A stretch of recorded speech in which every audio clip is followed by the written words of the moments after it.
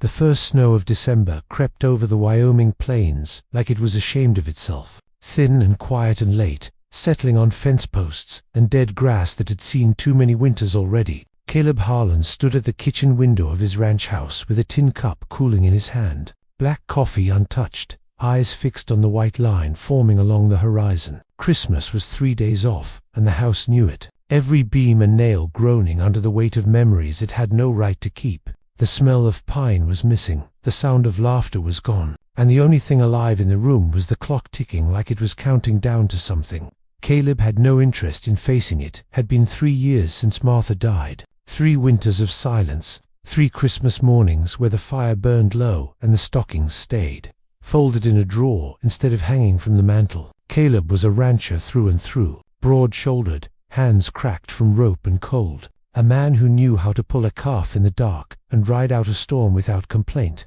But grief was a different kind of weather. It didn't pass just because you stood still and waited. It settled in your bones. And every December it came back heavier, colder, more determined to stay. He hadn't planned on company that morning, especially not the widow from the edge of town, Eliza Boone, the woman folks spoke about in lowered voices at the feed store, the one who baked for church socials but never stayed long enough to talk, whose husband had died young and poor and left her with nothing but a crooked little house and a reputation for being too quiet for her own good. When Caleb heard the knock, sharp and unsure, he almost ignored it. But something in the sound reminded him of another knock, years ago. Martha standing in the doorway with flour on her cheek, and that crooked smile that used to undo him. Eliza stood there holding a tin wrapped in a red cloth, her gloved hands trembling, snow clinging to the hem of her coat. Her hair was pulled back, neat, but stubborn strands had escaped, framing a face that looked like it had known loss and learned to carry it without complaint. She didn't smile right away, just cleared her throat and said she'd heard Caleb was spending Christmas alone again, said she'd baked too much gingerbread and thought he might like some. Her voice was soft but steady, the kind that didn't ask for pity or permission. Caleb stepped aside without thinking. The house seemed to inhale when she crossed the threshold. She set the tin on the counter, then hesitated, eyes landing on the ceramic dish beside the stove, blue rim chipped in 2 places. Caleb felt his chest tighten. That dish had been Martha's favorite. She'd used it every Christmas for gingerbread, said it made the cookies taste warmer somehow, like it remembered hands that loved baking. Caleb hadn't touched it since the last Christmas she was alive, but Eliza noticed it anyway, reached out with careful fingers and asked if she could use it. Something about her asking instead of assuming cracked open a place in him he'd kept nailed shut. When the gingerbread came out of the oven, the smell filled the house like a memory refusing to stay buried. Molasses and cinnamon and something sweeter, something that hurt. Caleb took a bite, standing at the counter. Didn't sit down, didn't prepare himself. The taste hit him hard and sudden, not just sweet but familiar, layered with grief and comfort all at once. His throat tightened, and for a moment he couldn't breathe. That dish, that recipe, it was different and the same altogether. Eliza watched him quietly, not intruding, not apologizing, just present, like she understood that some moments needed space to hurt and heal at the same time. They talked after that. Not much at first, just small things, the weather, the cattle prices, how the town was decorating the square again. Caleb found himself telling her things he hadn't said out loud in years. How Martha used to hum while she baked. How Christmas used to mean noise and warmth and the sound of boots by the door. Eliza listened like every word mattered, like she wasn't waiting for her turn to speak. And when she finally did, she told him about her husband, about how loneliness could feel louder during the holidays, about baking as a way to remember joy without being swallowed by it. As Eliza prepared to leave, the snow falling thicker now, Caleb realized something had shifted. The house didn't feel quite so hollow. The clock didn't sound so accusing, and the dish sat clean and warm on the counter like it belonged there again. He walked her to the door, offered to walk her home through the snow. She smiled then, a small, real one, and said, maybe another day. Christmas was still coming, and for the first time in 3 years, Caleb didn't dread it quite as much, because sometimes the first sweet taste of something new came wrapped in the memory of what had been lost. Christmas Eve came in hard and fast that year, the sky pressing low over the plains like it meant to smother every last bit of light. Caleb rode out before dawn to check the north fence, the wind sharp enough to slice through wool and leather, but his mind wasn't on the cattle or the weather. It kept circling back to Eliza Boone and the way her presence had warmed his kitchen without trying to replace anything. When he reached the far gate, he saw tracks that didn't belong to deer or horse. Wagon tracks, shallow and fresh, heading toward the creek road that led past Eliza's place. Something in his gut tightened. Storms didn't ask permission, and neither did trouble. Caleb turned his horse without hesitation and followed the trail. Snow already starting to swallow it whole, he found her wagon tipped crooked near the creek bend. One wheel sunk deep in drifted snow. Eliza standing beside it with her coat pulled tight, face pale but stubborn. She looked relieved and embarrassed all at once when she saw him. Said she'd been taking a basket of gingerbread to old Mrs. Caldwell, like she did every Christmas. Said she thought she could beat the storm. Caleb didn't scold her, didn't need to. The wind did enough of that on its own. He hitched his horse, worked the wheel loose with steady hands, and when it was clear they weren't getting the wagon out before dark, he told her she'd have to come back to the ranch, just for the night. His voice left no room for argument, but his eyes asked permission all the same. The ride back was quiet, except for the wind and the horse's breathing. Eliza rode behind him, her gloved hands gripping his coat. The closeness, unfamiliar and careful. Caleb felt the weight of her trust settle against his back, heavier than any saddle. When they reached the house, the fire was still warm from morning. The kitchen familiar now in a way that startled him. Eliza removed her coat and boots, moving like someone who didn't want to disturb the ghosts she sensed lived there. Caleb poured coffee, then thought better of it, and poured cocoa instead. Martha used to say Christmas Eve deserved something sweeter. The thought didn't break him this time. It just ached. They sat at the table as the storm howled outside, snow rattling the windows like impatient knuckles. Eliza spoke first, told him how Christmas had changed after her husband died, how the first year she tried too hard to make it feel normal, and the second year she tried to ignore it altogether. Said this year, she just wanted it to be honest. Caleb understood that word better than most. He told her about the night Martha passed, about how the house had gone quiet in a way no ranch ever should. How every Christmas since felt like standing in a room after the music stopped. Eliza didn't reach for his hand, didn't rush him. She just listened, eyes bright with shared understanding. The storm outside felt smaller somehow. Later they baked again. Not because they needed more gingerbread, but because it felt right. Eliza asked if she could use the blue-rimmed dish once more, and Caleb nodded without thinking. He even smiled when flour dusted the counter and her sleeves. The smell filled the house again. But this time it didn't feel like a wound reopening. It felt like something being stitched carefully back together. They laughed softly when a cookie burned. When the oven smoked a little, the sound surprised them both. Laughter had a way of doing that after grief, sneaking up when you weren't guarding against it anymore.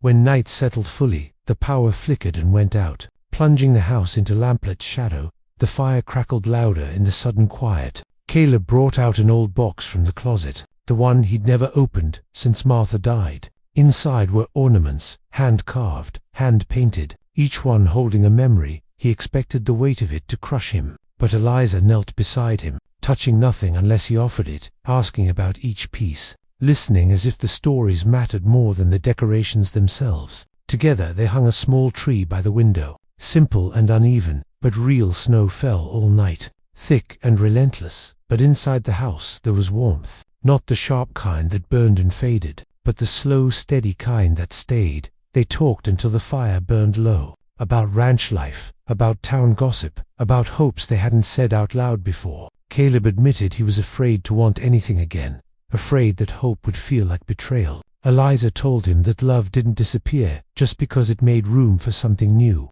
that memories weren't fragile things that broke when shared. Her words settled deep, not loud, not dramatic. Just true. When Christmas morning finally crept in, pale and quiet, the storm spent, Caleb stood at the window again. But this time Eliza stood beside him, mugs warm in their hands. The world outside buried in white, clean and new. He realized that the house felt different now, not healed, not whole, but open, and that was something. Eliza would go home later. They both knew that. But Christmas had arrived anyway, not with fanfare or promises, but with gingerbread cooling on a counter, a dish that remembered love, and two people who had survived loss long enough to recognize the shape of something gentle.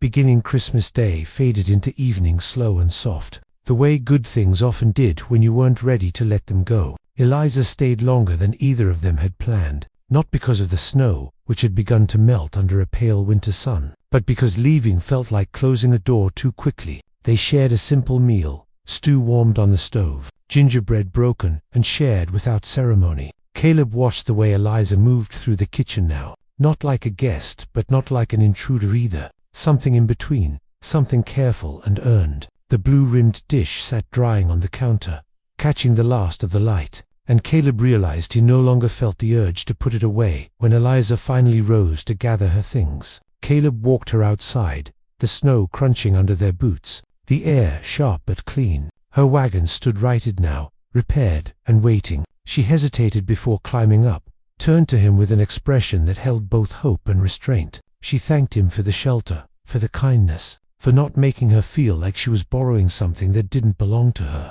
Caleb swallowed, the words heavy in his chest. He told her the house had felt empty for a long time and that she hadn't taken anything from it. She'd added something. Her smile then was quiet and sure, the kind that didn't ask for promises. The days after Christmas unfolded differently than the years before. Caleb noticed it in small ways, how he woke before dawn without that familiar weight pressing him back into the mattress, how the house smelled faintly of cinnamon instead of dust, how he caught himself thinking about what Eliza might be doing, instead of counting hours until nightfall. He rode into town more often, found excuses to pass her little house, sometimes stopping, sometimes just tipping his hat as he went by. The town noticed too. Folks always did, but no one rushed them. Grief had earned them that courtesy one afternoon in early January. Eliza came to the ranch again, this time without snow or apology. She brought nothing but herself, and a question she'd been carrying quietly. She asked if Caleb needed help come spring, said she knew how to mend, cook, keep books, said she wasn't looking for charity or pity, just honest work and honest company. Caleb didn't answer right away.